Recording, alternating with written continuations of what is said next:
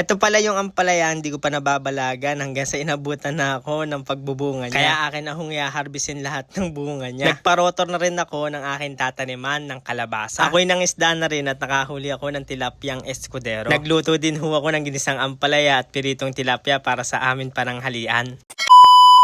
Hi mga katrops! Magandang buhay! Ito na ho pala yung day 1 ng paglabas ko ng aking script. Sa labas ng lawa, madami-dami din tayo nahuli doon sa loob ng mga tilapia. Sulit na doon sa screen na akin nagastos. 3,000 ay lagi man tayo, libre ng pang-ulam. Ito na yung unang angat natin para sa ating screen sa labas ng lawa. Nakahuli ho ako ng escudero. Escuderong tilapia, original na tilapia, saka ho gurami ang akin nahuli ngayon. Ito pala yung escudero mga katrops. Ay sa inyong lugar mga katrops, ayan hong tawag sa inyo ng gayang tilapia. Ay baka naman comment nyo diyan sa comment section. Isama mo na yung lugar mo para alam ko kung saan lugar yung tawag na iyan. Akin hong binisita yung lupa ng aking paparotor. Nung makita ko ay may tuyo na, ay akin na ho siyang paparotor ngayong araw. Para makapagtanim na ho tayo ng kalabasa. Sayang lang ho talaga dahil hindi ho mapaparotor lahat. Gawa ng banda dun sa dulo, sa may kanan ay meron pa hong tubig. Shoutout pala dun sa dumaan na nakamotor. Ay hindi pa kasi nakaplay yung aking camera nung dumaan sila. Bali ngayon ay nag-i-start na siya magparotor mga katrops. Chinek ko na din ho yung lupa kung lilitaw. Pag lilitaw ho kasi yung lupa mga katrops ay hindi ko na yan papangalawahang rotor. Bali akin na ho yan tataniman. Patutuyuin ko lang ho saglit sabay kakalay-kayin ho or kukulmutin ho yung mga natuyong damo. Bali sabi ko ho yung mga kaya lang hong rotorin ang rorotorin nila. Gawa nung doon sa dulo ay malambot pa yung lupa ay hindi pa kakayaning marotor. Imbis na pa rectangle ang marorotor, bali pa L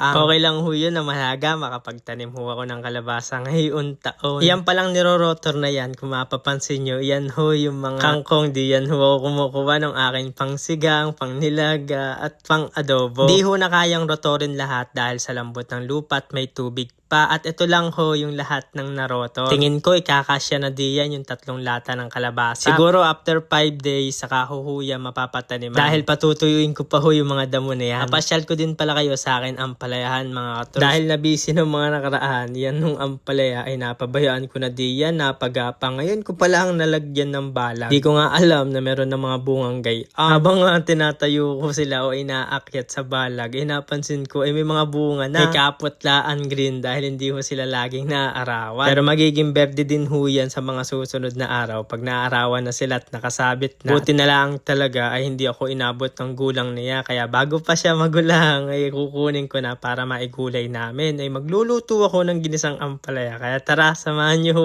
ako. Yan na din ho yung aking mga naakyat na. May iniwan pa akong isang ampalaya pampaksiw. Kumuha na din ako ng kamatis na maniba kasi wala pang hinog. Pero pwede na ho yung panggisa. Kahit nga ho yung hilaw ay pwede. Yung pa kayang maniba. Para maiba naman ho diyan sa ampalaya ay pa-square ho yung aking slice. Same lang nung luto na gusto ko pero magkaiba lang ho yung pagkaka-slice ko. Kung napapansin nyo ho sa likuran ko yung aking lutuan ay medyo pasira na siya mga katrops. Delikado na laging gagamitin. Pansamantala ay nilagyan ko ho ng brace sa ilalim para magsilbing paagawa na nabubulok na at yan ho kasi nalubog ng tubig baha noong nakaraang buwan at taon. Ano kaya magandang gawin hindi yan sa akin lutuan mga katrops? Gawin ko ng semento or hollow blocks or lagyan ko na lang ng mga paan na tobo saka ko ho siya lalagyan ng mga kawayan. Hirap kasi lalo na't pag inabot ng baha ay paniguradong masisira naman. Kaya suggest naman kayo diyan na mas matibay. Akin na din niluto yung ginisang ampalaya. Naggisa lang ako ng sibuyas, bawang at kamatis. Sabay akin na nilagay yung ampalaya. Naglagay na din ho ako diyan ng asin, paminta at seasoning. Nung na-half cook na yung ampalaya mga katrops, nilagyan ko na ng itlog saka chicharon. Ang gusto kong luto sa ampalaya ay yung wala akong sabaw. Kaya hindi ako naglagay ng patis diyan para hindi siya magsabaw. Asin lang yung akin nilagay. Hindi ko na din siya binabad sa tubig na may asin. Saka hindi ko na rin piniga kasi gusto ko doon sa ampalaya yung natitikman ko yung kanyang pait at yung kanyang tunay na lasa. Pag kasi nakakatikim mo ng ampalaya at walang pait ay parang hindi ampalaya yung aking kinakain. Tapos yung akin hong kinain na tilapia, yan ho yung nahuli kong escudero. Halos same naman ho ng lasa doon sa original na tilapia. Yung mga nahuli kong gurame akin din na ipinirito. Hindi ko na